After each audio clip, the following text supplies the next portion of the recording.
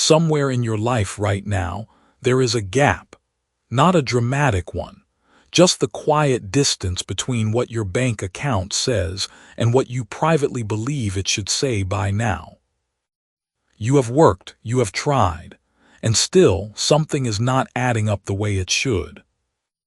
Here is the contradiction that most people never stop to examine.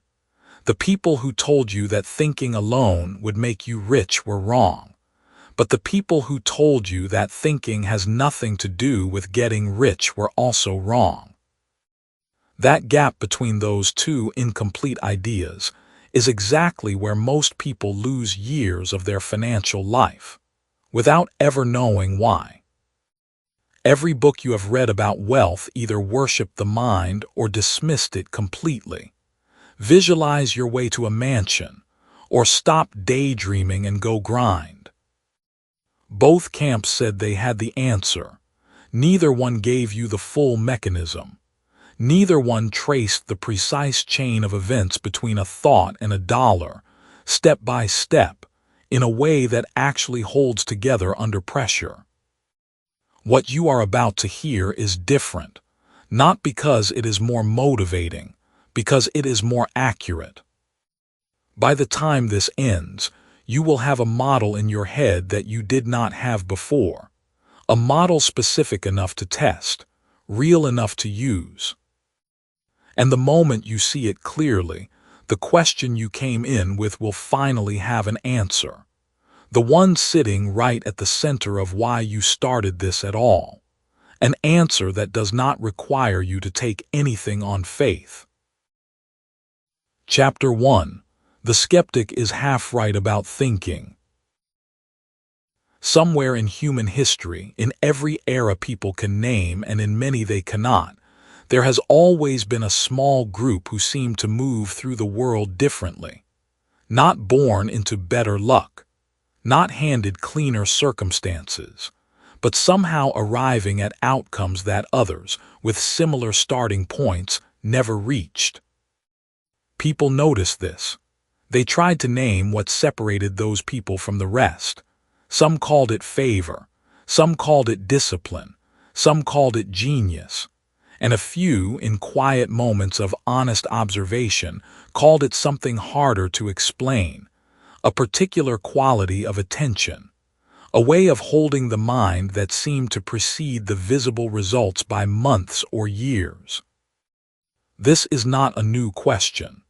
It has been asked in every language, in every culture, for as long as human beings have had the capacity to envy a neighbor's harvest. You are asking it right now. Can you actually get rich just by thinking? And the fact that you are asking it, not dismissing it, not laughing it off, but actually asking it, means you are already closer to the answer than most people will ever get. Here is the first thing you need to hear. You are probably already a skeptic about this, at least partially, and that skepticism is not a flaw. It is the most honest response to what most people have been told about the relationship between thought and money. You have heard the version that asks you to visualize a mansion and wait. You have seen the poster with the sports car and the word "believe" written beneath it. You have watched someone stare at a vision board while their bank account stayed exactly the same. That version deserves your skepticism. It has failed real people in real ways. Dismissing it is not closed-mindedness. It is pattern recognition. But here is where the skeptic stops too early. The failure of passive wishing does not disprove the power of directed thought. Those are two completely different things dressed in the same language. Mixing them up is one of the most expensive intellectual mistakes a person can make. Not expensive because of what you paid for a seminar. Expensive because of what you never built, never started, never reached for, because you watched someone else fail at daydreaming and concluded that the mind had no real role in what you would earn. Revisit the person you were at that point 3 years back. Honestly. Not the version you tell people, the real version? What were you sure about that turned out to be wrong? What were you avoiding that you later walked straight toward? What looked fixed and permanent in your life that has since moved? The mind you carried into those 3 years shaped every one of those outcomes, not through magic, through something much more mechanical, through what you chose to notice, what you chose to pursue, what you told yourself was possible before you took a single step. That is the open question this chapter needs to answer. Not whether thinking alone makes you rich. It does not. But whether thought, the specific shape and direction of your thinking, is actually the first cause of every financial outcome you have ever produced. Sit with that question. The answer will come, but it will mean more if you feel the weight of it first. There was a man named Carver Dunn who worked at a shipping company for 11 years. Not a remarkable story on the surface. He was not miserable. He was not exceptional. He managed logistics for a mid-sized warehouse, came in on time, did his work, went home. He was the kind of person who, if you described him to someone, they would say, "Yes, I know someone exactly like that." One evening, his company brought in a consultant to redesign the inventory system. Carver watched the consultant work for 3 days. At the end of the 3rd day, Carver asked one question. Not a smart question, not a flattering question, a genuinely confused question about why the new system made a particular assumption about lead times. The consultant paused, then he said, "That is a problem actually." The assumption was wrong. Fixing it saved the company a significant amount of waste. Carver did not receive a huge bonus. He received something smaller, a conversation. The consultant asked Carver how he had seen the issue. Carver said he had been thinking about it on his drive home for 2 weeks. He could not stop. He kept running the model in his head, something felt off, and he finally had someone to ask. Within 14 months, Carver was consulting himself. Part-time at first, and then entirely. Not because he visualized it, because he could not stop directing his mind toward a specific problem until it produced something useful. The story does not end with a yacht. But it ends with a man who earns 3 times what he did and wakes up with something he did not have before: traction. Forward movement with weight behind it. That is what directed thought produces when it is working correctly. Here is the distinction that changes everything. Passive thought is thought that circles without landing. It is the mental equivalent of spinning a wheel that is not connected to anything. You think about money. You think about what you do not have. You imagine a better life. And then you wait, because somewhere you absorb the idea that if the wanting is strong enough, the universe will close the gap. Passive thought produces emotional states, sometimes pleasant ones, but emotional states are not outcomes. Comfort is not progress. Directed thought is different in its very structure. It moves toward a specific problem with the intention of producing a decision, a question, or an action. It does not circle. It narrows. It asks, what is actually happening here, and what is the next real thing I can do about it? The difference is not effort. You can spend enormous effort on passive thought. The difference is orientation. One type is pointed inward at feeling. The other is pointed outward at the world. And here is the thing about directed thought that the action-only crowd consistently gets wrong. The people who tell you to stop thinking and start doing miss something important. Action without directed thought upstream of it is not efficient. It is noise. It is movement in the direction of habit, in the direction of what everyone else is already doing, in the direction of the visible and the obvious. The people who move fast without thinking carefully are often moving confidently in the wrong direction. They are busy. They are not progressing. Every action you have ever taken began somewhere before the action. There was a moment when the action was only an idea. There was a moment before that when the idea was only a question. There was a moment before that when you allowed your attention to rest on something long enough to form a question at all. That sequence is the thought-action chain, and the further back you go in that chain, the more leverage you find. Change at the beginning of a chain reshapes everything that follows. Change at the end, at the level of isolated action, produces a single different result and then resets to the previous pattern. The unseen lever in every financial life is upstream. It is not the action. It is what produced the action. And what produces action is thought. Not wishing, not hoping, not visualizing a number in a bank account. Focused, directed, specific mental engagement with a real problem you have decided matters to you. This is what the skeptic gets half right. The skeptic is correct that passive thought does not produce income. The skeptic is wrong to conclude that thought is therefore irrelevant to wealth. That conclusion is like watching someone try to drive a car in neutral, deciding the engine is useless, and then getting out to push. The engine was never the problem. The problem was that no one ever put it into gear. The rest of this book is about learning to work the gear. Later on, we will get to a point about the relationship between motivation and action that runs straight against the usual belief. Once you grasp that turn, it shifts how you decide what to think about first. But for now, understand this. The skeptic asked the right question. Can you actually get rich just by thinking? The answer is no.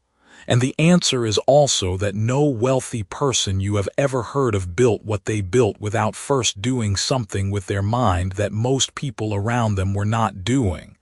Not visualization, not wishing. Something more precise than that. Something more deliberate. The thought came first. The thought was specific. The thought was directed at something real. And then the world, responding to a series of actions that thought eventually produced, began to move. Thought is not the destination. Thought is the origin. And before you can change where you end up, you have to change where you start. Chapter 2. Why action without thought produces the wrong results. Where you start is not your location. It is your belief about what is possible from that location. Most people who feel financially behind do not believe the problem lives there. They believe the problem is simple. They have not done enough. They have not pushed hard enough, earned enough, sacrificed enough. Nearly everyone who has ever felt stuck with money believes this. It is the dominant story of our time. Work harder, do more, stay later, move faster. That belief is wrong, not partially wrong. Not wrong in some philosophical, theoretical sense that has no bearing on your bank account. Wrong in a way that costs you real years and real money. Hustle is sold as the cure because hustle is visible. It feels like progress. It can be photographed, praised, and repeated. But the question this chapter is going to sit with is this. What if working harder is precisely what is keeping you in place? That answer is coming. First, you need to see what working without thinking actually looks like from the inside. Consider Marcus. He was 26 when he started his moving company in a mid-sized city where demand was real and competition was thin. Marcus woke at 5 every morning. He returned calls within minutes. He showed up early to every job and stayed late without charging extra. His crew respected him and his customers left good reviews online.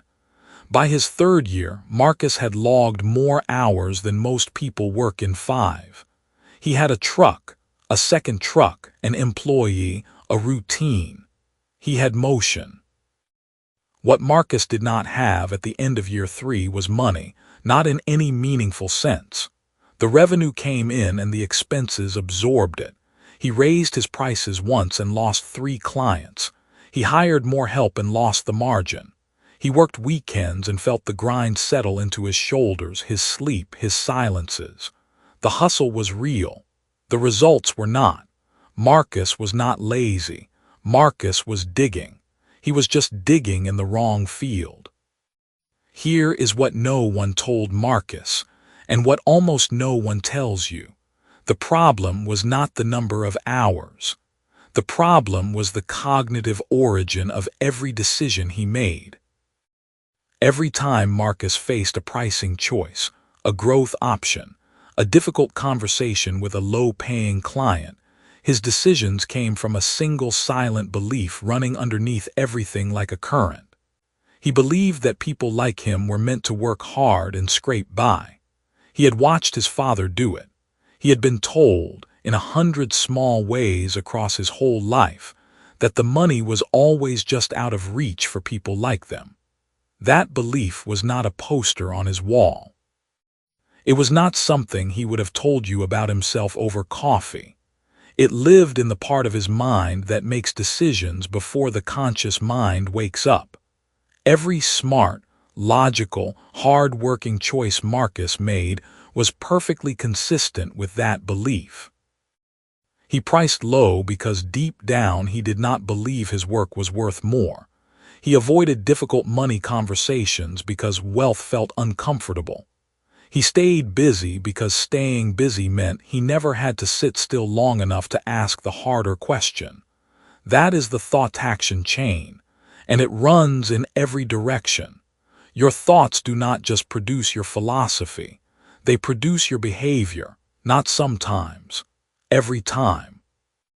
Every action you take, every financial decision you make, every conversation you avoid or initiate traces back to a belief running in the background. The chain is invisible, but it is not theoretical. You can see it the moment you look for it. And once you see it, you realize that the person who dismisses thought as idle and praises action as the only currency has simply never examined where their actions come from. Think about the last time you had a chance to ask for more money, a raise, a higher rate, a better deal. Think about what happened in your body before you spoke or chose not to speak. That hesitation was not laziness. That was a belief making a decision before you consciously could. The belief said, this is too much, this is not mine to ask for, this is how it goes. And then you acted from that belief and called it a practical choice. But it was not practical, it was cognitive. The thought came first. The action followed. This is what the action-only model of wealth misses entirely. It looks at output and sees the problem. It counts hours, measures hustle, and prescribes more of both. What it never asks is this: toward what end and from what belief? You can sprint for 20 years in the wrong direction and have nothing but a very impressive record of motion to show for it. Here is what that actually costs. Not just money, something harder to recover. It costs you the story you tell yourself about effort. When you have worked relentlessly and the results have not come, your mind does not usually conclude that you were working from a flawed premise. Your mind concludes that you are not enough, that the gap between you and financial security is a gap in your character, your discipline, your worth. That conclusion is one of the most expensive things you will ever believe, and it is wrong for the same reason Marcus was wrong. The effort was real. The direction was set by something you never examined. Now here is where something changes.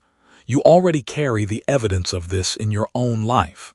Call up the person you were at that point 3 years back, not geographically, in your head. Think about what you believed about money at 22 or 25, or whenever you first started trying to earn real income. Think about the ceiling you saw above you, maybe without knowing you saw it. Then think about the decisions you made from underneath that ceiling. The job you took, the ask you did not make, the opportunity you talked yourself out of before anyone else even had the chance to say no. You were not passive. You were active. You were doing everything the hustle model told you to do, and the ceiling came with you, because the ceiling was never outside. It was the belief from which every action was generated. That is consciousness as origin, not as mysticism, not as something you have to believe in, as observable mechanics. As this book keeps moving, we will get to a point about the relationship between belief and result that runs straight against the usual belief. When that point settles, it shifts how you act on any goal you have been chasing without traction. But right now, the principle that matters is this one. Most people are not failing to act. They are acting without question. That is a different thing entirely. The field they are digging in was chosen by a belief they never chose. The belief was given to them. By family, by culture, by the accumulated evidence of a life lived close to scarcity. That belief became a lens. Through that lens, every action felt logical, every limitation felt real, every ceiling felt like the floor of the room above rather than a wall they had built without knowing. Marcus eventually stopped. Not because he gave up, because he got quiet long enough to ask one question he had never asked before. He asked himself what he actually believed about what he deserved to earn. The answer that came back surprised him. It was specific, it was old, and it was not his. It belonged to his father's voice, his neighborhood story, a dozen quiet moments where he had learned that wanting too much was dangerous. Once he saw it, he could not unsee it. He did not immediately have more money, but he started making different decisions, not because he worked harder, because he was finally digging in a different field. The unseen lever is always the thought that precedes the action. Pull a different lever and the action changes. The output changes. The field changes. You have been told the problem is how much you do. The real question is what you believe before you do anything at all. Chapter 3.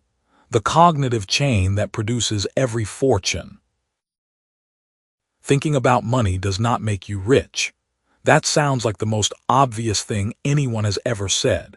And yet the people who dismiss it are usually the same people who wonder why they keep working hard and arriving at the same place. Hold on. What you just heard is not the whole sentence.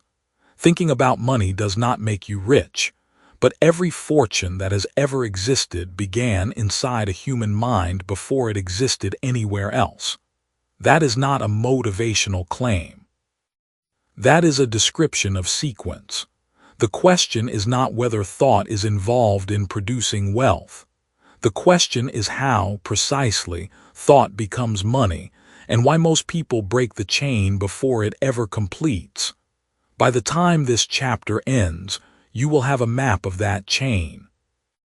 Not a vague suggestion, a precise sequence you can trace, link by link, from the inside of your own head to the outside of your circumstances.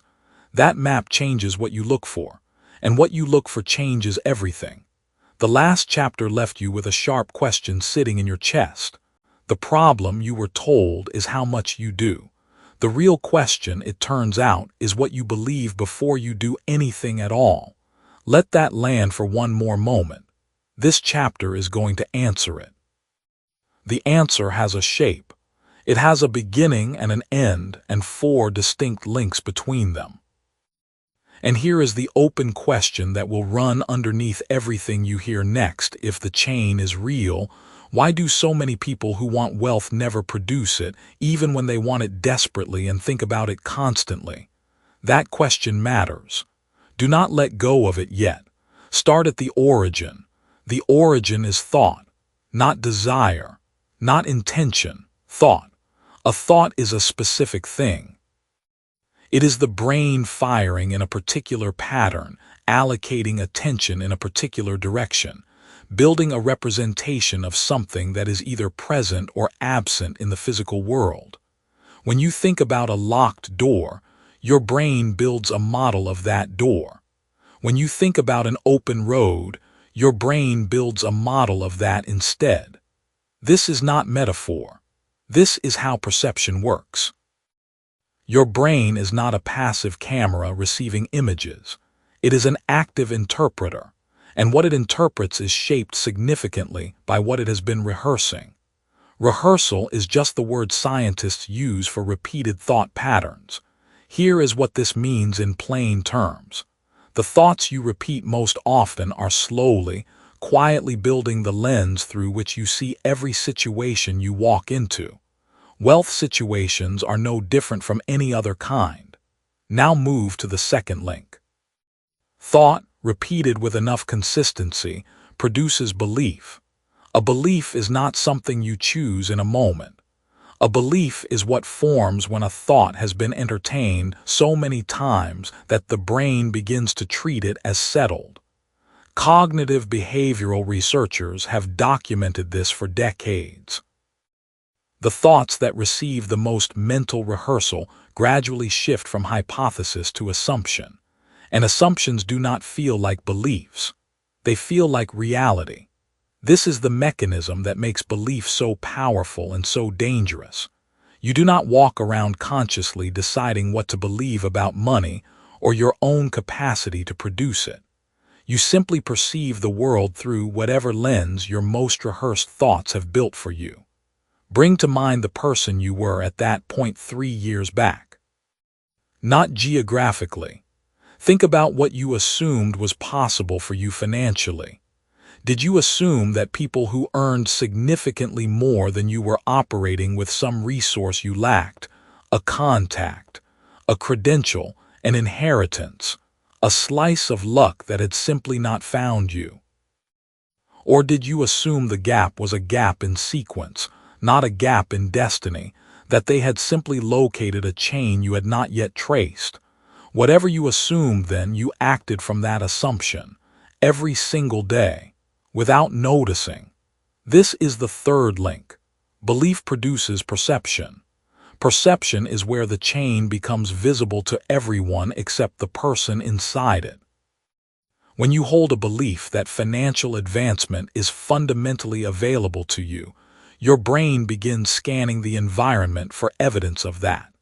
Psychologists call this confirmatory attention. The brain prioritizes information that aligns with what it already treats as true. When you believe opportunity exists, you notice the unlocked door. When you believe the doors are locked for people like you, you notice the locks and walk past the handles you could have turned. Two people walk into the same room with the same objective facts laid out before them. They do not see the same room. They never have. They see the room their beliefs have prepared them to see.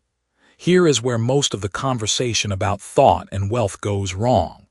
People hear this and think it means you can simply decide to believe something better and the world will rearrange itself. That is not the claim. The claim is more specific and more demanding than that.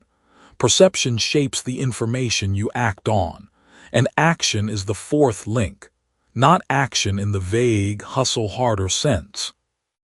Action as the specific set of choices you make based on what you have perceived to be present and possible.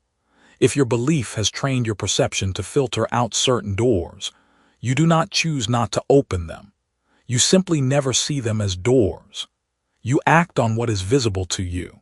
And what is visible to you is a direct output of the lens belief has built. Changing the action without tracing the chain back to the lens is like trying to fix a blurry photograph by pressing harder on the print. Let me give you someone specific. A woman named Clara took a sales position at a mid-sized logistics company when she was 26. She was competent, punctual, and genuinely liked by her clients. For 3 years she hit her numbers. She also watched a colleague named David, who was not measurably more skilled than her, earn roughly 40% more in commission. She assumed David had a better territory, more established clients, easier relationships. So she asked for a better territory. She received it. Nothing changed. The gap between her income and David's remained almost identical. What Clara had not seen was that David was not working a better territory. He was working the same calls differently. He noticed in every client conversation a moment when the client signaled that they had a secondary problem, not the one they had called about. He heard it. Clara had never heard it. She had not been listening for it. She was listening for the close because she had been trained that the close was the job. David had been told by a mentor early in his career that the real job was the uncovered problem. That single belief built a different kind of attention, a different perception, a different action, a meaningfully different income. Same room, two different beliefs, two different realities, financially speaking. The chain was not visible to Clara until someone pointed at it. Once she could see it, she could build it deliberately. This is the turn everything in the chapter has been pointing at from the start. Wealth is the visible end of an invisible chain. It is the external, measurable result of a sequence that originates in consciousness. Attacking the visible end without tracing the chain produces nothing. You are working backward. You are treating the output as if it were the mechanism. It is not. The output tells you the chain completed. It tells you nothing about how to build one of your own unless you understand the links. Every person who has ever accumulated significant, sustained wealth has either consciously understood this chain or unconsciously built it correctly by accident, through environment, mentorship, or repeated exposure to people whose beliefs produced perceiving that produced acting that produced results. The people who built it accidentally often cannot teach it. They cannot trace what they did not consciously do. The people who build it deliberately can reproduce it under new conditions. You can build it deliberately. Now close the loop. You remember the question left open at the start: if the chain is real, why do so many people who want wealth never produce it, even when they think about money constantly? Here is the answer. Wanting is not the same as believing. Wanting is a signal of absence. When you want something badly, you are repeatedly rehearsing the experience of not having it. And what does a rehearsed thought do? It builds belief. And what does that belief train you to perceive? Absence. And what do you act on? Absence. The chain completes. It produces more of what you rehearsed. The people who think about money desperately and stay broke are not failing to use the chain. They are using it perfectly. They are simply pointing it in the wrong direction. This is not cruelty. This is mechanics, and mechanics can be redirected.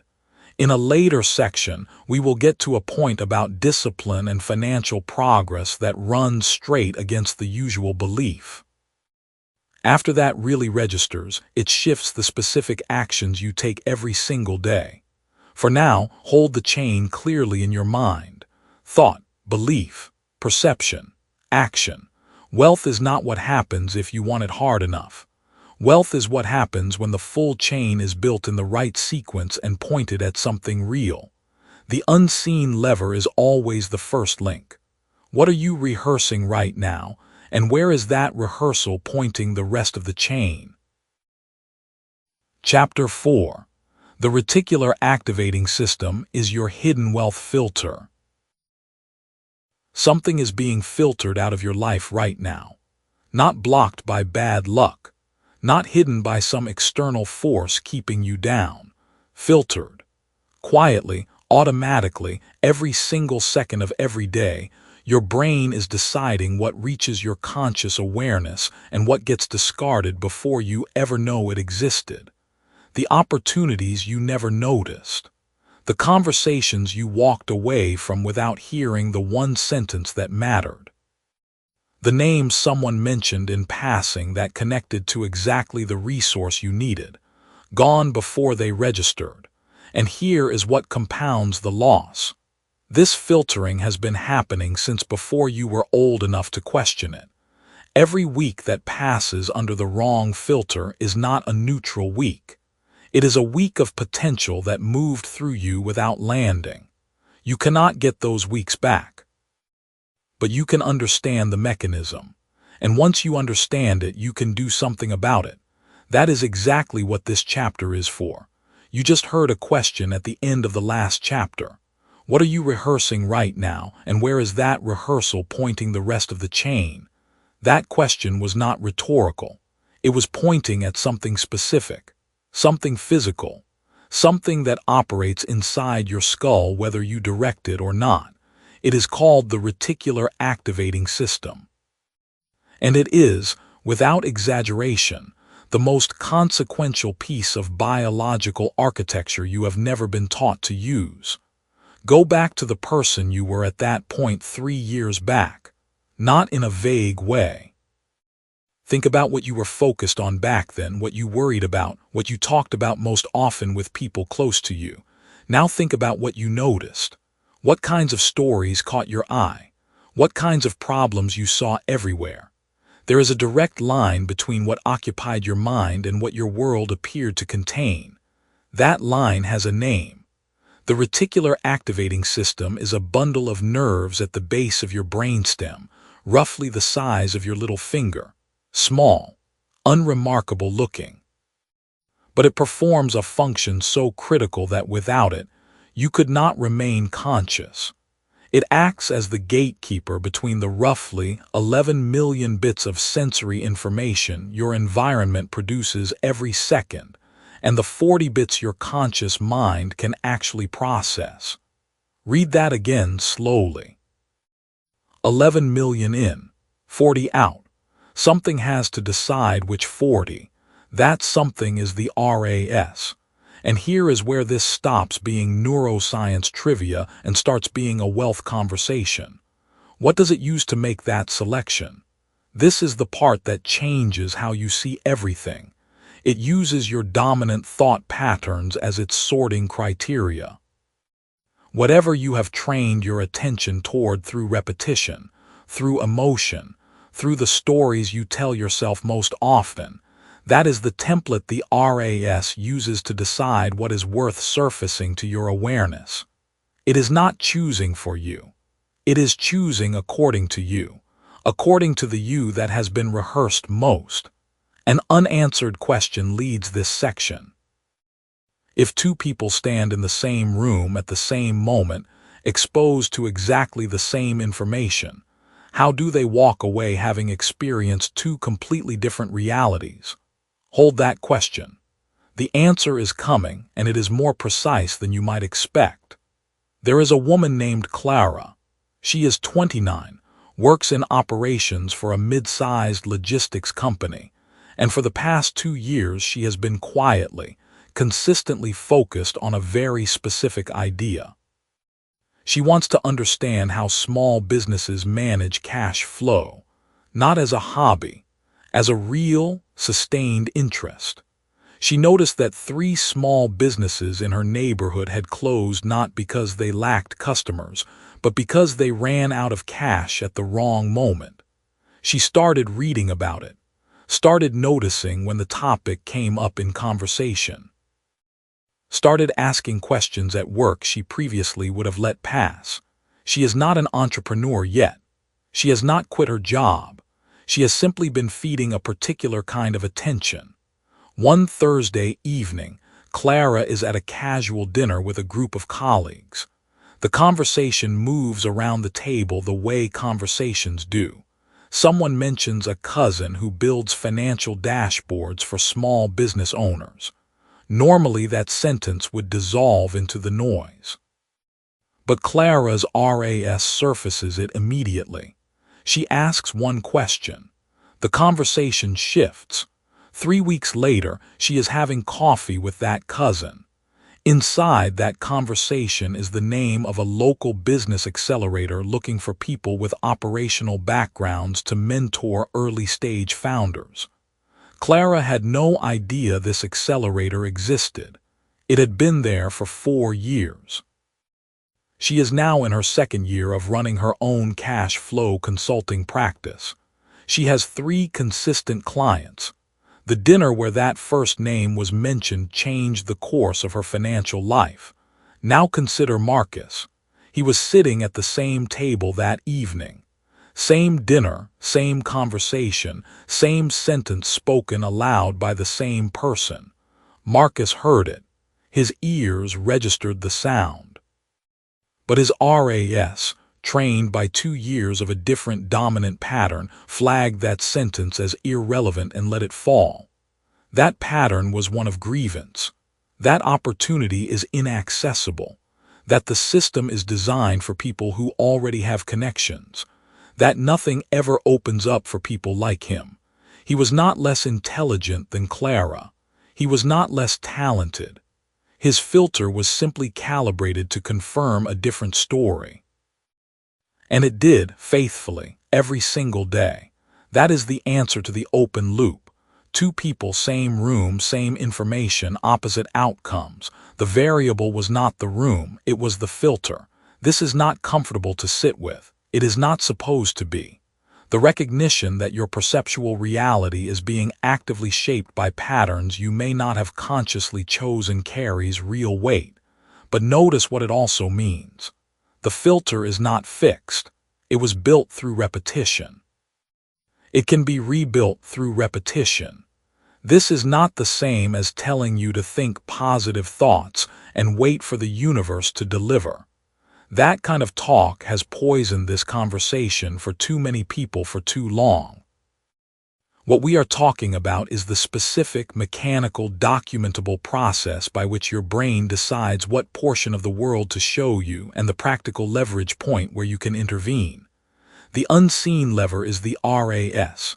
It sits between the thought and the action, between the intention and the opportunity seen. Most wealth conversations begin at the action level. Do more. Network harder. Work longer hours. Start earlier. Those instructions are not wrong. But they are downstream from the real mechanism. You can take more action and still miss the opportunities inside that action if your filter is set to screen them out. You can attend every networking event in your city and walk away with a business card, and nothing else if your dominant thought pattern is cataloging threats and confirming limitations. Action without perception is motion without direction. Here is a question that may feel small but is not. What did you notice this morning? On your commute or in your kitchen or in the first 30 minutes of your workday? What registered? And what do you think was there that did not? The RAS is trainable through what researchers sometimes call selective attention. When you feed the system a consistent, emotionally charged specific target, it reorients its sorting criteria. Specific is the operative word. Vague desires produce vague filters. The person who generally wants to be better off financially has given the RAS nothing to sort for. The person who has spent 60 days thinking specifically about what a particular kind of income stream would look like, what problems it would solve, what skills already in their possession it would draw on, that person has handed the RAS a template. The template becomes the filter. The filter changes what gets noticed. What gets noticed changes what gets acted on. What gets acted on changes outcomes. This is the thought-action chain made visible at its biological origin point. Consciousness is not the end of the process. It is the beginning, not in a mystical sense, in a mechanical sense. The thought, held with consistency and specificity, programs the filter. The filter shapes perception. Altered perception produces altered decisions, altered conversations, altered responses to the same environment that previously yielded nothing. Before long, We will get to a point about discipline and willpower that runs straight against the usual belief. Once that becomes real to you, it shifts how you build new financial behavior from the ground up. But for now, return to Clara for a moment. What she did was not magic. She did not visualize a check arriving in the mail. She did not write affirmations on index cards and tape them to her bathroom mirror. She directed sustained, specific attention toward a real problem in the real world. And her RAS, operating exactly as it is designed to operate, began surfacing relevant signals from the noise of daily life. The mechanism worked. It always works. The only question is what it has been working toward in your life up until now. The people who dismiss the cognitive origins of financial behavior are not wrong that action matters. They are wrong about where action begins. It begins in what you notice. What you notice is determined by what you have trained yourself to look for. What you have trained yourself to look for was shaped, consciously or not, by the thoughts you have returned to most often. That is the unseen lever, not motivation, not hustle, not the right connections or the right market or the right timing, though all of those play a role. The lever that moves before any of those is perception itself. And perception is not a fixed feature of the world.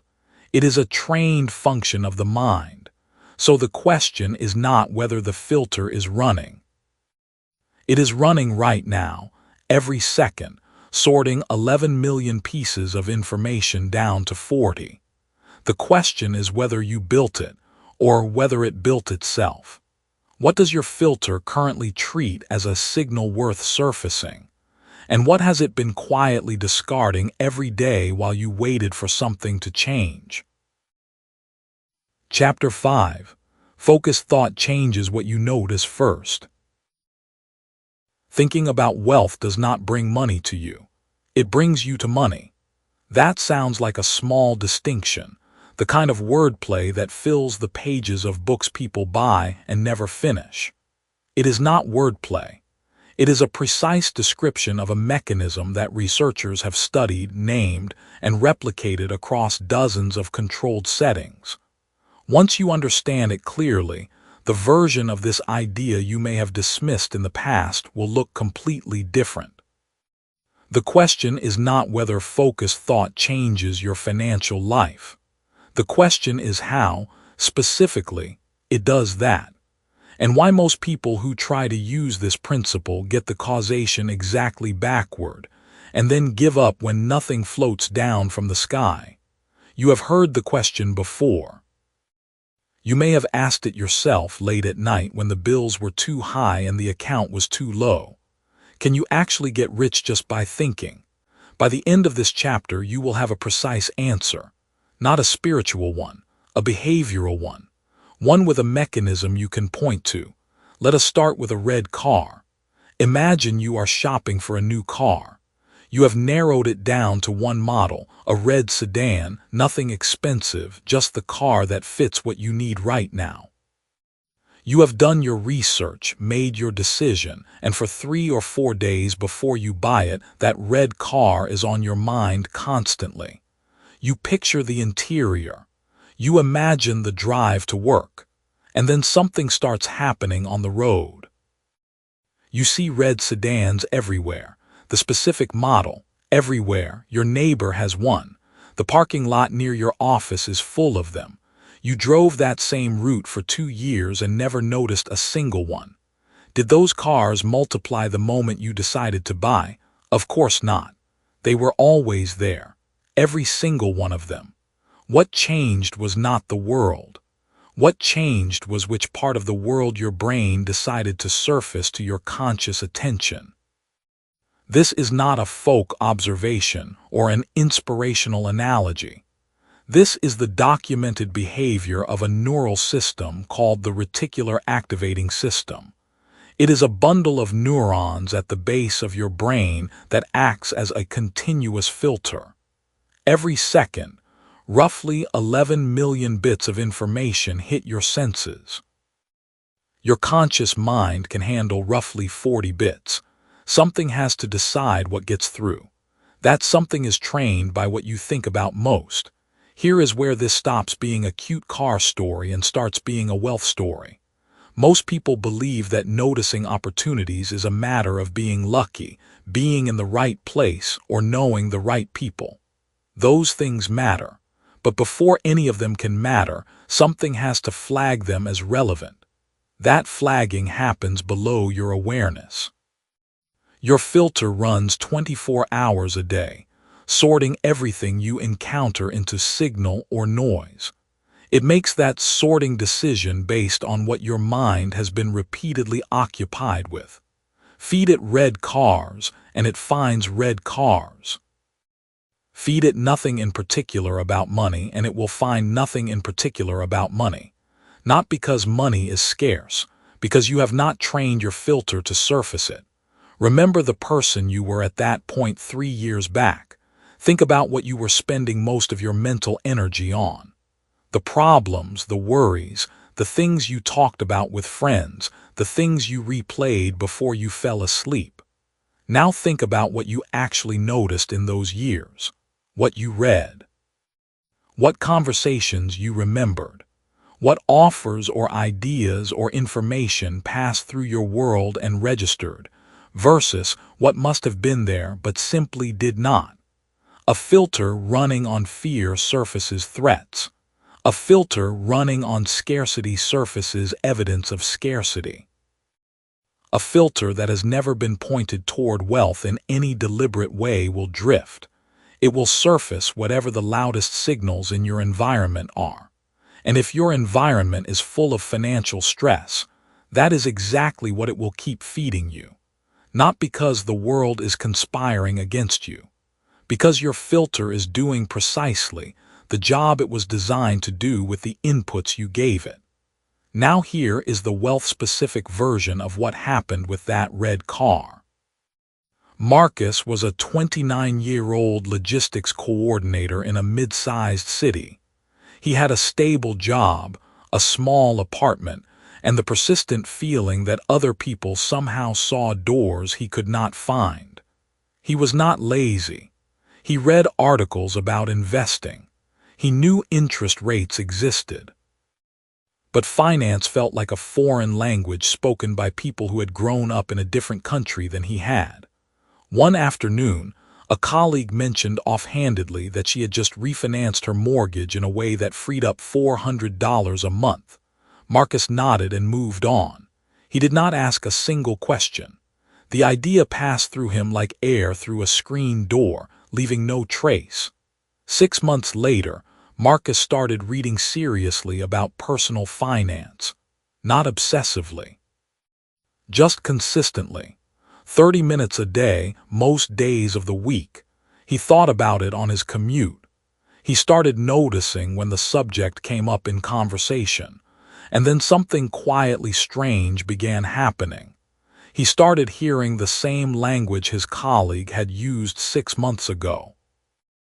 In new conversations, on podcasts, in articles his phone surfaced for him. He started asking questions he had never thought to ask before. One of those questions led to a phone call. That phone call led to a refinancing conversation of his own. That single conversation freed up over $300 a month for Marcus. Not because the information had not been available to him before. It had been in the room. It had been said directly to his face. His filter simply had not been tuned to let it through. That is not magic. That is exactly how the mechanism works. What you focus on persistently becomes the category your brain treats as relevant. What the brain treats as relevant gets surfaced. What gets surfaced gets processed. What gets processed informs decisions. And decisions, accumulated over months and years, produce circumstances. The thought is not the end of the chain. It is the origin. This is what the action-only model of wealth gets wrong every time. It says, stop thinking, start doing. And doing matters enormously. But the doing is downstream of the noticing, and the noticing is downstream of the thinking. Sever the thought from the chain and you do not produce better action. You produce directionless action. Someone working very hard in a room full of doors they cannot see, because their filter was never told to look for doors. Researchers who study this call it selective attention, and the studies are not subtle. In one well-documented line of research, subjects given a specific mental task before being shown a complex scene later recalled details directly relevant to their task with far greater accuracy than subjects given no prior frame. The scene was identical. What differed was what each person had been primed to care about. Priming is not a soft concept. It is a measurable shift in what the brain decides to bring forward. The financial implication of this is enormous. And almost nobody discusses it this way. Here is the question this chapter opened with, returned to you now from a different angle.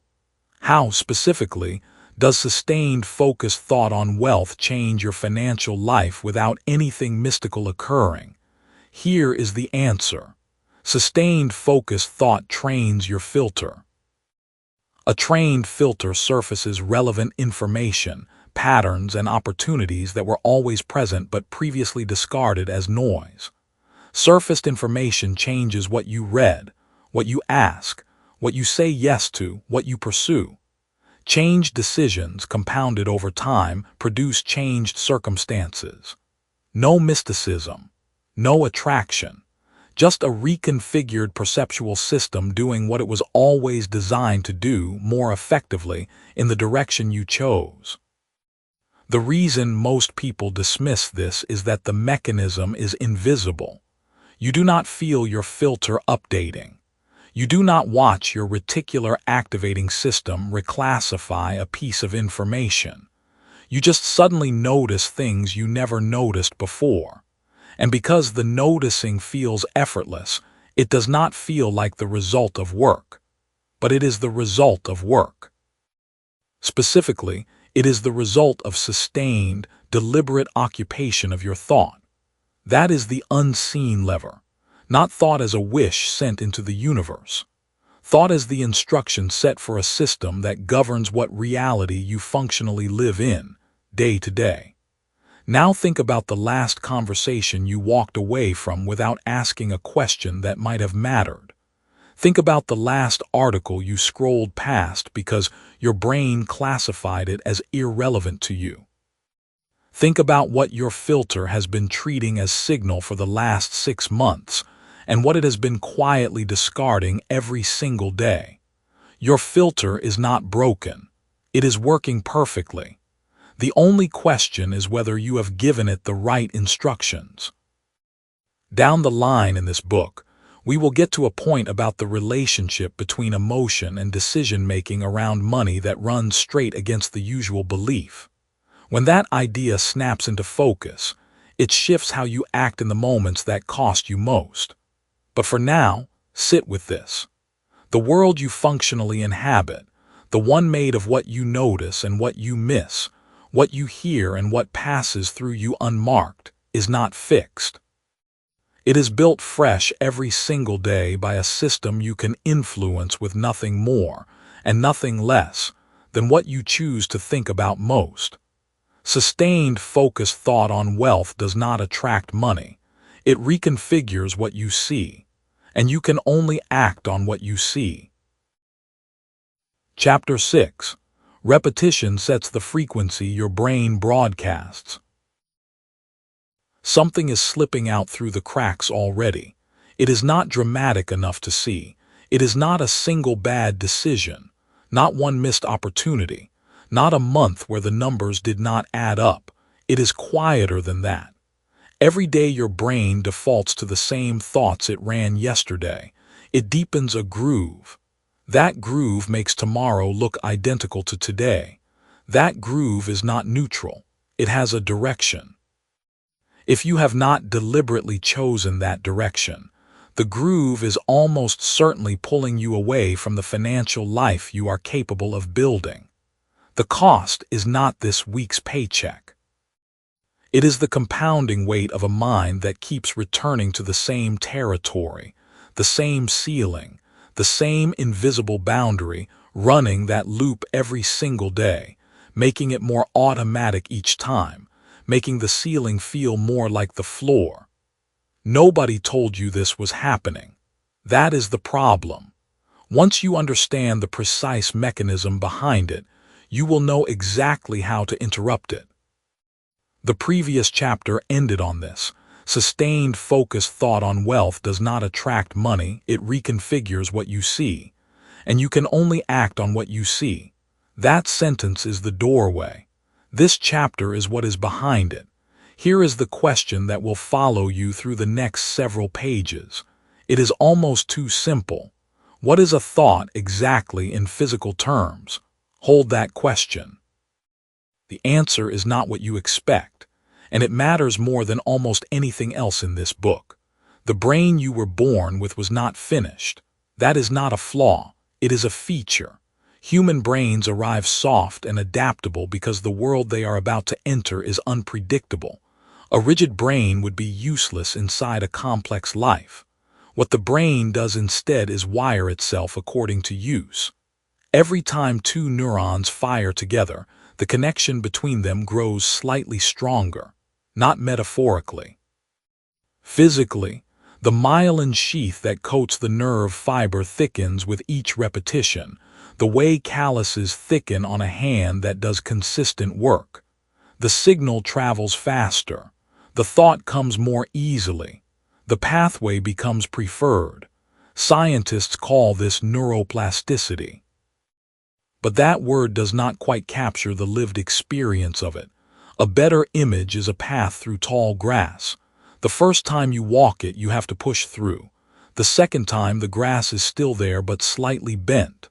The 10th time, a track is forming. The 50th time, the path is clear and your feet find it without thinking. Your brain works exactly this way, not as a metaphor, as a description of what the tissue is actually doing. Thought is not vapor, it is architecture. Every thought you repeat is a small act of construction inside the most expensive real estate in the known universe. The 3 pounds of matter sitting behind your eyes. Look back at your ordinary days at that point 3 years back. Not geographically, not professionally. Think about what your automatic thoughts were. The ones that arrived before you chose them. The ones that appeared when you saw a large price tag, or heard someone your age describe a business they were building, or looked at your bank balance on a random Tuesday. Were those thoughts already familiar? Had they been running longer than 3 years? Most people, when they trace an automatic thought back to its origin, find something planted in their early 20s or even their teens. A sentence someone said. A pattern they watched in their household. A moment that landed as evidence and became a conviction. That conviction ran on repeat, and every repetition made it more structural, more load-bearing, harder to question, because it stopped feeling like a belief and started feeling like reality. This is not about blame. It is about mechanism. The brain does not distinguish between a thought that serves you and one that limits you. It simply reinforces what fires most often. That is the unseen lever, not your discipline, not your intentions, not your desire, the raw frequency of repetition. Now here is where the story gets specific, and specific is where trust lives. In the early 1990s, a researcher named 𝗜𝗠𝗣𝗧𝗔𝗡 was conducting experiments with adult monkeys. He was attempting to answer a question the scientific community had largely considered settled. The conventional wisdom said that adult brains were fixed. You had your neurons, you had your wiring, and after a certain developmental window, the architecture was locked. 𝗜𝗠𝗧𝗔𝗡 trained monkeys to use specific fingers repeatedly over weeks and months.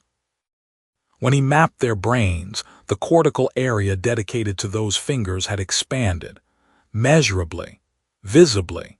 In adult animals, long past the window scientists said was closed for change. He had not given them new brains. He had given them repetition.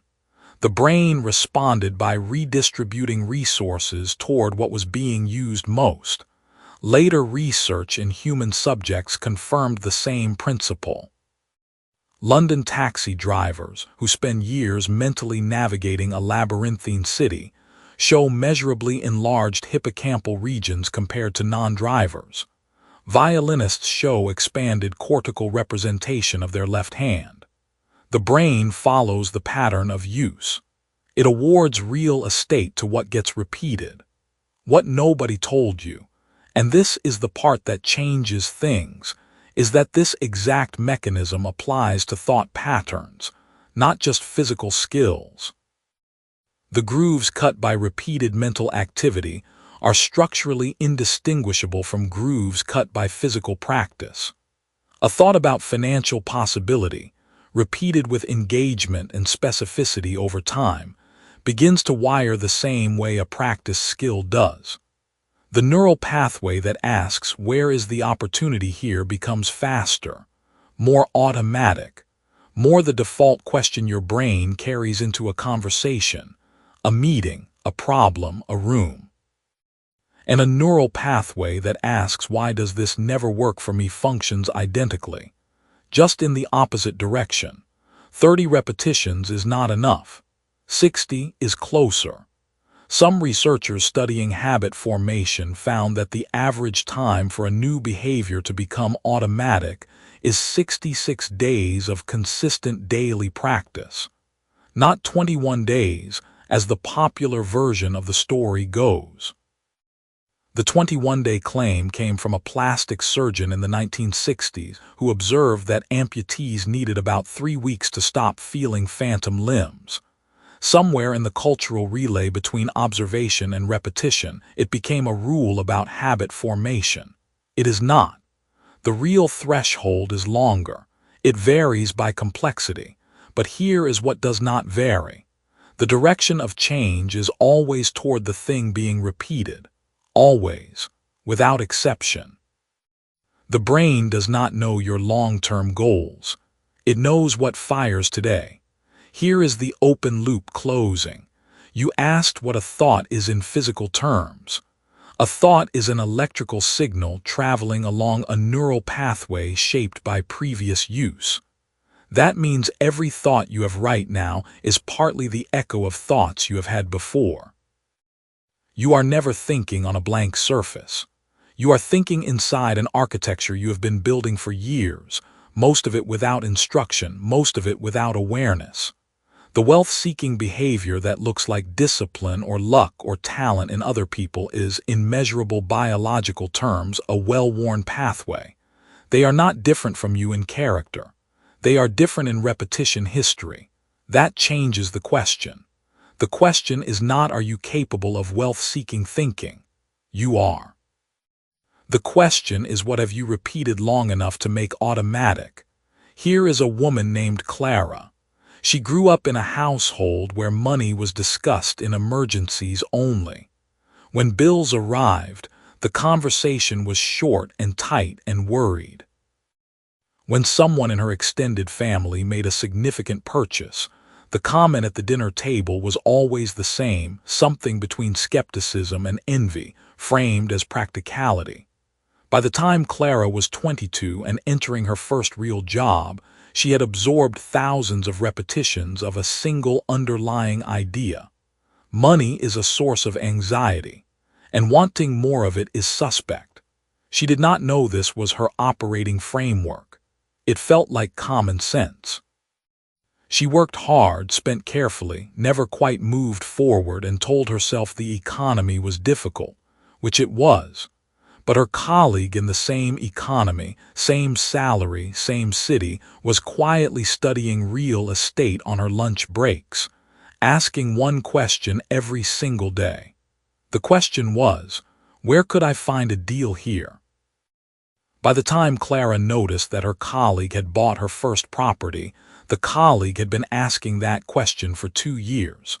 The pathway was worn. The behavior followed the groove. Clara's story is not a moral fable. It is a description of two different neural architectures operating inside the same external conditions and producing measurably different behavior. The condition was not the variable. The repetition history was. A little later, we arrive at an argument about taking action. Specifically, the commonly held idea that action produces thought, that doing is always prior to believing, that runs straight against the usual belief. When you see the evidence behind the contradiction, the order of causality is going to reverse in a way that makes the whole model finally make sense. For now, the mechanism is clear enough to use. You cannot simply decide to think differently and expect the architecture to shift overnight, but you can begin the repetitions today, not as a performance, not as a ritual, as a biological deposit. Each time you deliberately direct your attention toward a specific financial possibility, a concrete one, not a fantasy, but a real identifiable thing you could realistically pursue, you fire a pathway. Every time you fire it, the signal moves slightly faster. The thought becomes slightly more automatic. The floor rises. The ceiling moves. The thought-action chain does not begin with action. It begins with the thought that fires so often it stops being a thought and starts being the lens you carry into every room. Every repeated thought carves a groove. Every groove becomes a default. Every default becomes the behavior other people call your personality, your talent, your luck, when really it is just what you practiced. What are you practicing right now?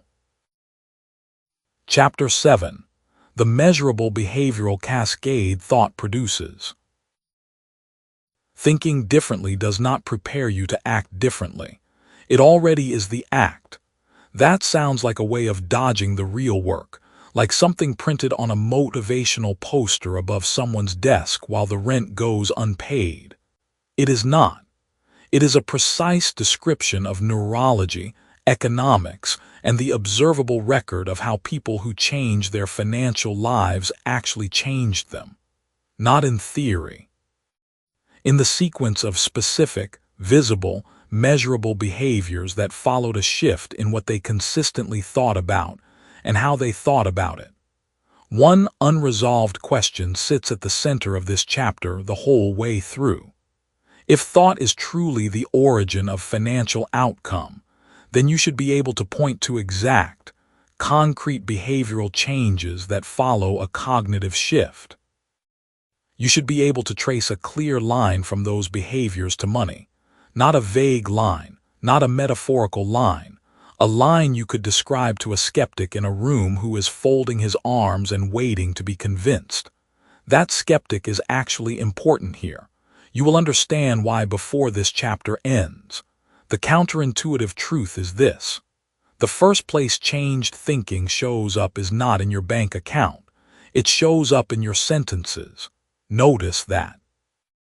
Most people expect a mental shift to produce a financial shift directly, as if thought reaches through the skull and rearranges the world. When the bank account does not move immediately, they conclude the whole idea was wishful fantasy.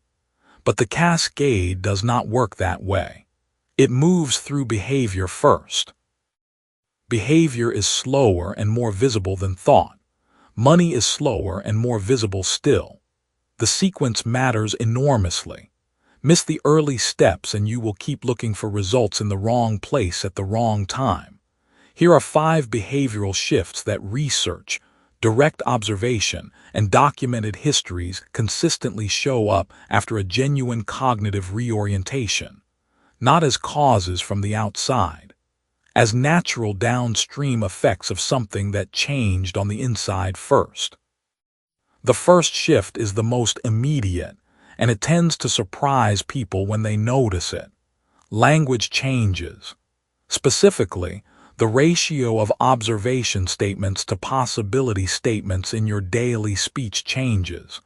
Before a cognitive shift, Your sentences are mostly about conditions. The market is bad right now. Nobody in my neighborhood starts businesses. I would need money to make money. These are not lies. They are accurate observations of real conditions, but they are also the sentences of someone whose mind has organized itself around the fixed features of the present landscape. After a genuine cognitive shift, the proportion changes. Possibility statements start appearing, not delusional ones, specific ones. There is a gap between what that business charges and what customers actually want. That person seems to know the commercial real estate side of things. I want to understand that better. The sentences get sharper, more forward-facing, and more specific. People around you notice this before you do. They often describe you as seeming more focused, more interesting, somehow more present. What they are actually detecting is a change in the cognitive frame you are using to organize your experience. It is leaking out through your words. This matters because language is not just a report of what you think. Language is the primary medium through which other people decide whether to do business with you, refer you, promote you, or include you in opportunities they would never post publicly. Changed language changes every room you enter. The second behavioral shift is subtler and takes longer, but it is arguably more powerful. Your tolerance for a specific kind of discomfort increases. Not all discomfort. You do not suddenly enjoy things you hated before, but the discomfort of uncertainty starts to feel different. Before the shift, uncertainty feels like a warning signal. The unknown is treated as a threat. The natural behavioral response is to avoid it, to wait until more information is available, to stay in the situation that is uncomfortable but at least known. After the shift, a certain type of uncertainty starts to feel like an indicator of proximity to something interesting. The feeling is not gone. You still feel it, but your interpretation of it changes. That changed interpretation produces different behavior. You make the call you had been delaying for 4 months. You attend the event where you know no one. You ask the question in the meeting that you would previously have kept private for fear of sounding uninformed. Here is the thing about risk tolerance that the action-only model completely misses. Risk tolerance is not a fixed personality trait. It is a function of how your mind is currently organizing perceived threat and perceived opportunity. Change the cognitive frame, and the same situation produces a different biological response. This is not inspiration. This is measurable. Brain imaging studies on financial decision-making show that the same dollar amount triggers different neural threat responses depending on the mental framing of the person making the decision. The behavior follows the frame. Always. Return to your ordinary days at that point 3 years back. Think specifically about one opportunity that crossed your path that year, a conversation, an introduction, a job posting, an idea someone mentioned over dinner. You passed on it or missed it entirely. Now ask yourself honestly whether your interpretation of that moment matched what you can see from here. For most people, the answer is the same. The opportunity was real. The thing that prevented engagement with it was not a lack of information. It was a particular way of reading the situation that made certain actions feel impossible or foolish. That reading was produced by a thought pattern, not fate. Not circumstance, a thought pattern. The third behavioral shift happens in the direction of your attention, and it has specific economic consequences. Before a cognitive shift, attention tends to scatter toward content and conversation that confirms the current state of things.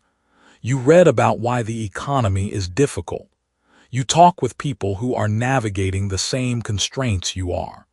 You consume information that feels relevant to your current position. This is not stupidity. It is the mind conserving cognitive resources by staying within its established map. After the shift, attention begins moving toward people and information that sit just outside your current experience. You find yourself curious about how deals get structured. You start asking different questions in conversations rather than sharing your own experience and perspective. You listen more than you talk, and when you talk, you ask about specifics. How did you find that deal? What did the negotiation actually look like? What would you do differently? This is the mechanism behind what people loosely call networking. The word is nearly useless at this point, so set it aside. What actually happens is that changed attention produces changed conversation. Changed conversation produces new information asymmetries. You start knowing things your immediate peer group does not know because you have been asking different people different questions. Information asymmetry, quietly accumulated over months, is one of the most underappreciated financial assets a person can build. The fourth shift is one almost nobody talks about, and it operates in a domain most people think of as purely emotional. Your relationship to your own past failures changes. Before the shift, past financial failures are stored as evidence of fixed limitations. You tried the freelance work and it collapsed after 3 months, which means something about you and your ability to sustain independent income. You invested in something that went to zero, which means something about your judgment. These stories are not neutral. They are active. They run in the background of every decision that resembles the original situation, and they quietly produce avoidance behavior. After a genuine cognitive shift, the same memories get reprocessed, not erased. Not reframed with false positivity, reprocessed as information. The freelance collapse had 3 specific causes, 2 of which were correctable, one of which was actually the market timing and not you at all. That zero investment violated a principle you now understand and can name. The story changes from evidence of limitation to a record of data collected. This is not a small thing. Changed interpretation of past events produces changed behavior in future situations that resemble those events. The person sitting out an opportunity right now because something similar went wrong before is not being cautious. They are being governed by an old story that has never been interrogated. Change the story and you change the behavior. Change the behavior and you change the outcome. The chain is mechanical. It does not require belief. It requires the specific cognitive work of revisiting the record with different questions. The fifth shift is the most visible from the outside, and it tends to produce the most rapid external change. You start closing loops. Before the shift, there is a specific pattern that almost everyone operating under financial constraint shares. They begin things. They respond to an email but do not follow up. They attend an event and collect cards that sit on a desk. They start a project and plateau at 70% complete. This is not laziness. It is a function of a mind that does not yet fully expect the thing to matter. The incomplete action is a symptom of incomplete commitment at the cognitive level. After the shift, loop closing becomes nearly automatic. The follow-up email goes out the same day. The conversation that started at an event becomes a coffee meeting that becomes a referral that becomes a contract. The project gets to 100% because the mind pressing toward completion has already decided that completion has consequences worth producing. Further on, we arrive at an argument about the role of discipline and willpower in financial success that runs straight against the usual belief. Once that lands, it reshapes how you act every morning. Now, the skeptic. The one folding his arms at the beginning of this chapter. His objection was that thought is vague, unmeasurable, and too far upstream from money to matter practically. You can now describe for him exactly what changed thought looks like in behavioral terms. Different sentences, different risk interpretation, different direction of attention, different processing of past failure, consistent loop closing. These are not invisible internal events. They are actions. They produce other actions. Those actions accumulate into a track record, and a track record is what every financial opportunity eventually evaluates before it commits. The skeptic's question, originally a dismissal, turns out to be the most sophisticated wealth question available. What is the actual mechanism? What does it look like in practice? Where do I point to measure it? Those are exactly the right questions. And the person asking them with that precision and that demand for specificity is already demonstrating the cognitive posture that produces the behaviors this chapter just described. Changed thought produces changed language. Changed language changes every room you enter, including the rooms where the most significant decisions about your financial life get made. What is the room you have been avoiding? Chapter 8. The precise thought practice that accelerates the chain. Right now, something is leaving you, not dramatically, not in a single visible moment. It is leaving quietly the way water leaves a glass with a hairline crack. You do not notice the level dropping until the glass is half empty and you wonder when that happened. What is leaving you is not money exactly, though money is part of it. What is leaving you is the distance between where you are and where you could be. That distance is not standing still. It is growing. Every week you spend waiting to feel ready. Every evening you spend doing the mental version of pacing outside a room you refuse to enter. The gap compounds. Not because you are failing, because you are missing one specific piece of information about how the chain actually starts. That piece is the subject of this chapter. By the time you finish it, you will not just understand the practice. You will know how to execute it with the precision that makes it work. You already know there is a room you have been avoiding. The question from where we left off was not poetic. It was a diagnosis. That room is the place where the next version of your financial life begins. You have been standing outside the door because walking in requires something you have not yet fully built, a nervous system that is ready for what is on the other side. This is the part most wealth advice skips entirely. It tells you to take action. It tells you to be disciplined, stay consistent, build habits, execute the plan. Those things are true. But they are all downstream of something nobody talks about with precision. The behavioral chain that produces financial results does not begin with the action. It begins with a cognitive event. If that cognitive event is weak, vague, or absent, the actions that follow are hesitant, inconsistent, and self-sabotaging in ways you will attribute to character flaws that were never the real problem. The real problem is that most people have never been taught to think on purpose. Here is what that means specifically. There is a body of research that came out of elite athletic training, not motivational sports stories, but actual laboratory and field studies on how motor rehearsal affects physical performance.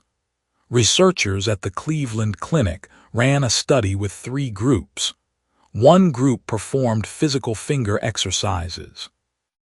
A second group only mentally rehearsed doing those exercises for the same period of time. A control group did nothing. The physical training group increased finger strength by about 30%. The mental rehearsal group increased finger strength by about 22%. The group that did nothing showed no change. Mental rehearsal of a physical movement with no physical movement at all produced measurable physical strength gains. Let that sit for a moment before you move past it. The nervous system does not draw a clean line between a vivid, structured mental rehearsal and the actual execution of the behavior being rehearsed. When the rehearsal is directed, when it includes specific sensory detail, a defined emotional state, and a concrete behavioral output, the brain lays down the same neural pathways it would lay down if the action had actually occurred. The thought, run with enough precision, is neurologically indistinguishable from the experience it is rehearsing. This is not mysticism. It is the mechanism. And it is the reason why the way most people use mental visualization gets no results. They imagine something vague and pleasant, a bigger apartment, a number in a bank account, a feeling of relief, and nothing changes. Because that is not rehearsal. That is daydreaming. Daydreaming activates the default mode network and produces a mild dopamine signal that actually reduces your motivation to pursue the thing you just imagined. This is documented. Fantasy without behavioral specificity acts as a substitute for action, not a precursor to it. The practice this chapter is prescribing is not that. It is something architecturally different. Think about a person you know, not famous, not a historical figure, someone from your own life or close to it, who moved from financial struggle to financial stability in a way that looked almost sudden from the outside. There was probably a period just before the visible change where something shifted in how they carried themselves, how they spoke about decisions, what they seemed willing to walk toward. The external results came later. The internal event came first. What they had done, consciously or not, was rehearse. Now you are going to do it on purpose. A man named David worked as a mid-level logistics coordinator in a city where the cost of living had outpaced his salary for 3 years running. He was not in crisis, but he was shrinking. Every financial decision felt defensive. He watched colleagues pitch ideas in meetings and felt the ideas he had kept silently folded in his chest. He had read enough productivity content to last a lifetime. None of it had moved him. What moved him was a practice he started almost reluctantly, sitting at the kitchen table after his household went quiet, 20 minutes before he would have otherwise watched something on his phone. He called it his session. He did not call it meditation. He did not call it visualization. He gave it a name that felt like work, because to him work was the only thing he had ever trusted. For 20 minutes each evening, he rehearsed a specific version of himself executing a specific behavior. Not a dream, a behavior. He rehearsed walking into his manager's office and presenting one of the ideas he had been holding. He rehearsed the words, the pace of his breathing, the feeling in his hands, the specific sentence he would use to open. He rehearsed what it felt like in his chest when the conversation went well, and he rehearsed continuing to sit still when the conversation felt uncertain rather than folding. He did this for 11 days before he walked into that office. The conversation was not perfect, but he did not fold. 3 months later, he was leading a project that had not existed before he proposed it. 8 months after that, his salary had increased by an amount that would have seemed implausible to him on day one of those kitchen table sessions. The outcome was not magic. The outcome was behavior. But the behavior had a precise origin, and that origin was the rehearsal. Now here is the practice itself. 20 minutes. Same time each day, not because ritual is spiritual, but because the nervous system builds pathways faster when the context is consistent. Morning is ideal, but if evening is the window you can protect, use evening. Choose a time you can actually keep. You begin by identifying one behavioral output, one specific action you have been circling around. Not a goal, not a feeling, an action. Walking into a room, making a call, sending a message, proposing something, signing something. The action needs to be concrete enough that you could film it. If you cannot describe the moment in visual terms, it is still too abstract. Sharpen it until you can see it. Then you build the scene. Where are you physically? What time of day? What are you wearing? What is the temperature of the room?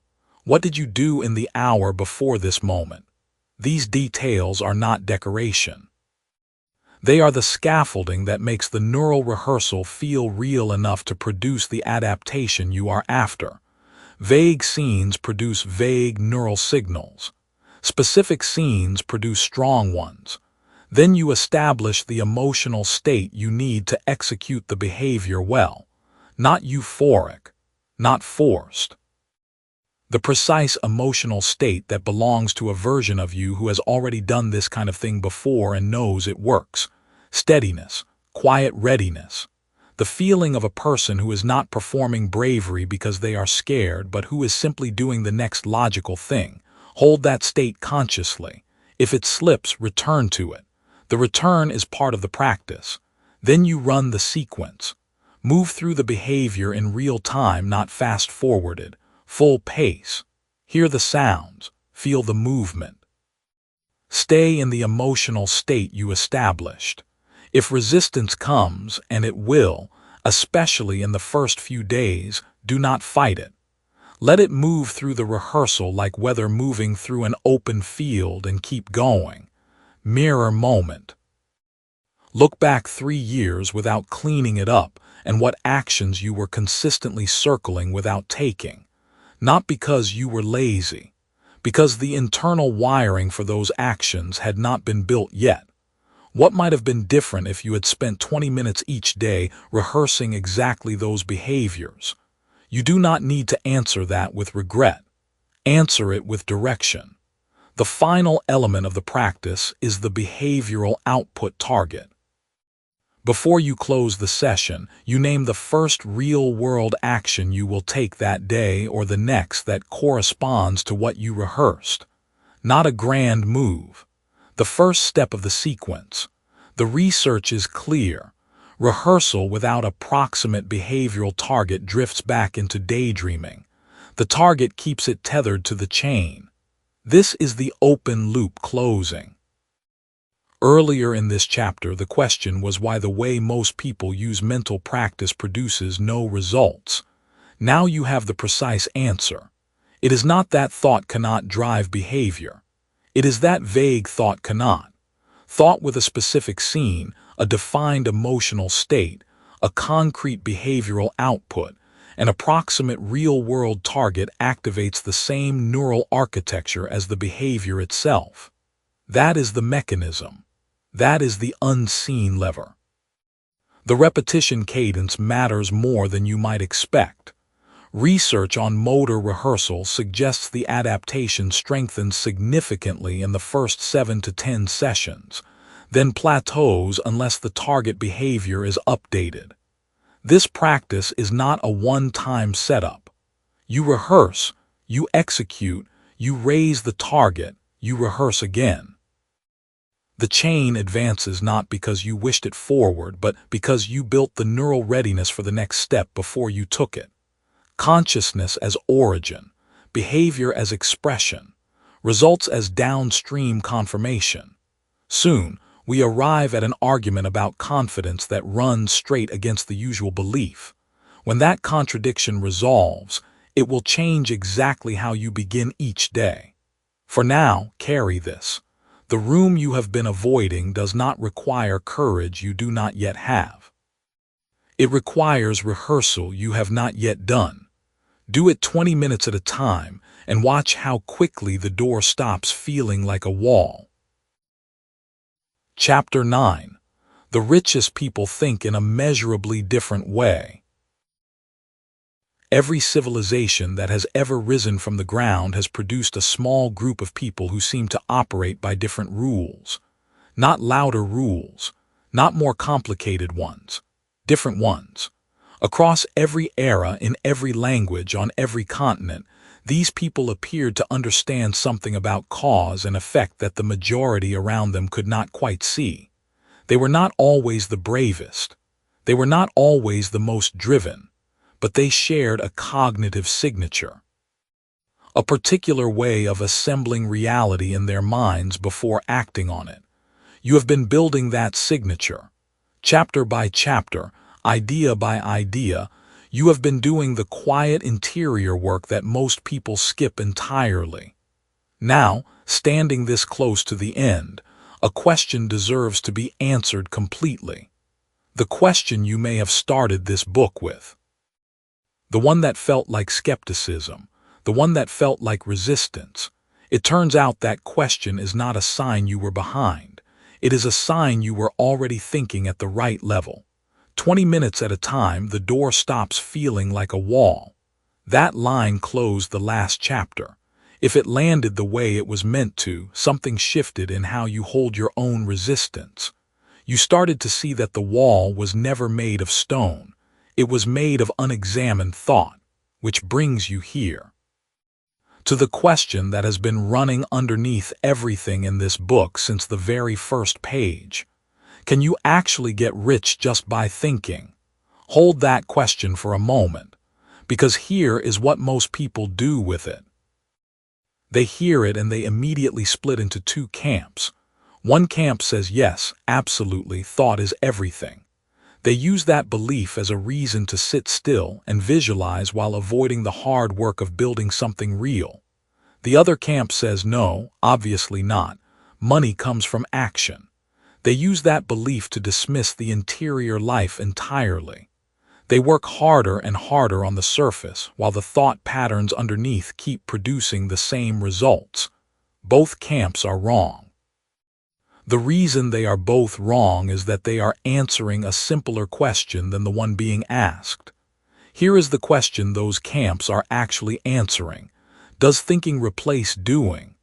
That is a shallow question. The real question, your question, the one you came in with, is asking something far more precise. It is asking whether the quality of your thinking determines the quality of your doing. Whether consciousness is the origin point of the behavioral chain that leads to wealth, whether the unseen lever, the one nobody photographs or posts about or puts on a resume, is actually the lever that moves everything else. Now you are inside the answer. You have been inside it for some time. Picture your ordinary days at that point 3 years back, not geographically. Think about what ran through your mind when you saw someone succeed in a way you wanted to. Did you feel inspired, or did you feel quietly diminished? Did you immediately look for reasons their situation was different from yours, reasons their success did not apply to you? Did you feel a small, almost invisible closing sensation, like a door swinging shut somewhere in your chest before you even consciously registered the thought? That closing sensation was not weakness. It was a cognitive pattern, a measurable one, and cognitive patterns are not permanent. They are practiced, which means they can be unpracticed. Here is a woman named Carmen. She worked for 11 years in supply chain logistics, coordinating shipments, solving delays, managing the invisible machinery that keeps products moving from one place to another. She was good at it. She was paid adequately for it. But every time she sat across from the people who owned the companies she worked for, she noticed something. It was not confidence exactly. It was not aggression. It was a particular quality of attention. They asked different questions. Not smarter questions necessarily, but questions aimed further out in time. They were less interested in what was happening and more interested in what the current situation implied about 6 months from now. They were running longer loops. They were holding more variables in mind without rushing to resolve the discomfort of uncertainty. Carmen started practicing that, not performing it, practicing it. She started sitting with open problems longer before reaching for solutions. She started asking, what does this mean further out, before asking, what do I do right now? 18 months later, she had launched a small freight consulting practice of her own. 3 years after that, she had 4 full-time employees and a waiting list. Nobody gave her a formula. She changed the length of the cognitive loop she was running, and everything downstream of that loop changed with it. That is the cognitive signature. Longer loops, higher tolerance for unresolved complexity, a mind that stays engaged with a problem longer than it is comfortable to do so. And here is the revelation that earns its place this late in the book. Wealth is not the result of thinking about money. People who think about money constantly, who check their accounts and calculate their deficits and measure the gap between where they are and where they want to be, are not getting richer through that thinking.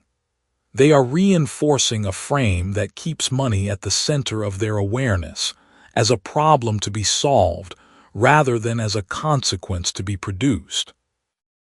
The wealthiest thinkers are not focused on money. They are focused on the engine. They are focused on value, on systems, on what a particular situation implies about future behavior, on the quality of their own decisions. Money follows from those things the way heat follows from fire. You do not stare at the heat and wish it were hotter. You tend the fire. This is the distinction that the action-only model cannot account for. That model says, stop thinking and start doing. And in one narrow sense, it is right.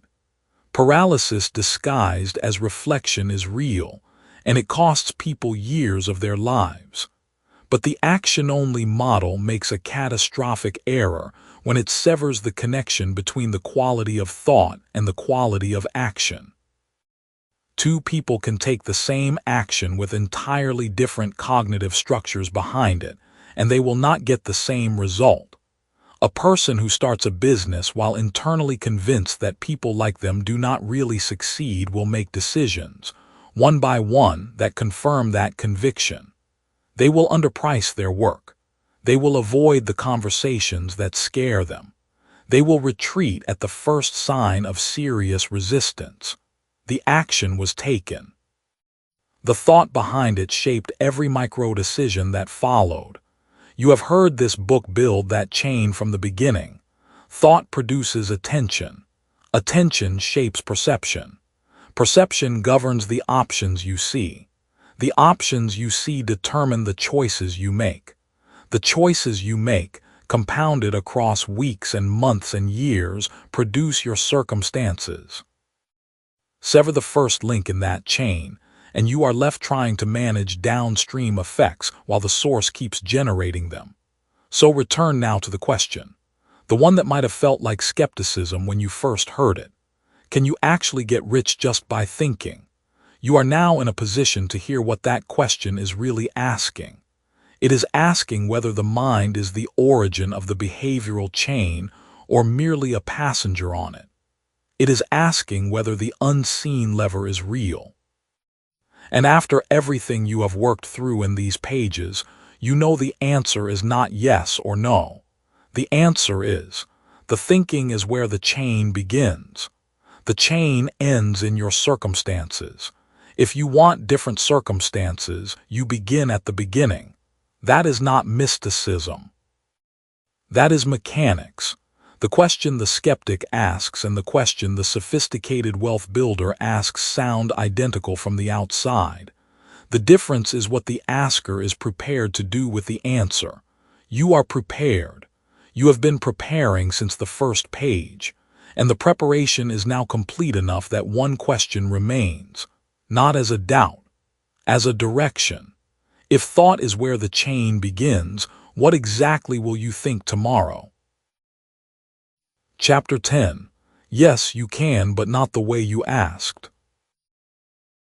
You have made it to the last page, and something tells you that is not an accident. Most people who pick up a book like this put it down by chapter 3. They get the gist, they feel briefly inspired. Then the familiar weight of the day settles back onto their shoulders and the book lands on a shelf somewhere between good intentions and next time. You kept going. The question is whether you know why, not why in a motivational sense, why in a precise sense. Because the answer to that question is the same answer that solves everything else. You did not stay because you were disciplined. You stayed because somewhere in the earliest chapters, something in the way this was framed matched something you already sensed but could not articulate. A thought latched. That thought changed how you read the next sentence, which changed what you noticed, which changed what you were willing to believe. You did not experience a transformation, you experienced a chain, small, quiet, cumulative. That chain brought you here. Now here is the question this entire book was built around. Can you actually get rich just by thinking? The answer is no. You cannot. Hold that for a moment before you move on, because the no matters as much as what comes after it. Think about where you were when you first picked this up. Maybe you were skeptical. Maybe you had seen too many people online claiming that visualization alone would fill your bank account, that if you just believed hard enough the money would arrive. You had tried versions of that. Maybe it worked briefly. Maybe it never worked at all, and you were right to be skeptical, because that version of the idea is wrong. Thinking alone does not produce money. Sitting still and imagining wealth does not pay rent. But here is where the skeptic's original dismissal becomes the most sophisticated question a person can ask. The question is not whether thinking produces money. The question is whether money was ever produced without thought first. When you sit with that honestly, the answer changes everything. Every business that ever created wealth began as a specific kind of thought in a specific person's mind before a single dollar moved. Not a vague wish, a precise perception that something was missing, that a particular problem was solvable, that a certain kind of person would pay for a certain kind of relief. That thought was not the money, but without it the money was impossible. Consider a man named Clarence Odell. He ran a dry cleaning shop in a mid-sized city where 4 other dry cleaning shops were already competing for the same customers. For 3 years he thought exactly what everyone around him thought. Lower your prices, run a promotion, survive the slow months. For 3 years his business did what you would expect. It survived. One afternoon, sitting in the back of his shop while the machines ran, he had a different thought, not a plan, a perception. He noticed that his customers were not complaining about price. They were complaining about time, the pickup, the drop-off, the 2 separate trips. That observation, small and quiet, was the origin. He built a delivery and pickup route. Within 18 months he had tripled his revenue and eliminated 2 of his competitors, simply by solving something they had not noticed because they had not thought to look. Clarence did not get rich by thinking. He got rich by acting on a specific perception that preceded every single action he took. Remove the thought, and you remove the chain. That is the unseen lever. Every action you have ever taken with money originated somewhere. Every investment, every avoidance, every impulsive purchase, every raise you did or did not ask for. Each one had a point of origin inside your own mind. You either thought consciously at that origin, or you let an inherited assumption think for you. The action-only model of wealth tells you that only the action counts. It tells you that thought is soft, that thinking is not working, that success belongs to those who simply do more. And that model has sent entire generations grinding harder in directions they never consciously chose, wondering why the effort never compounds into the life they wanted. The model is not just incomplete, it is amputated. It removes the origin and then wonders why the chain has no starting point. Here is the truth this book has been building toward since the first sentence. You cannot get rich just by thinking, but you cannot get rich without first becoming someone whose thinking makes wealth inevitable. Those are not the same claim. The first is a warning against magical passivity. The second is a description of a precise internal standard. The kind of cognitive clarity, directed attention, and identity-level belief that precedes every durable financial result that has ever been documented.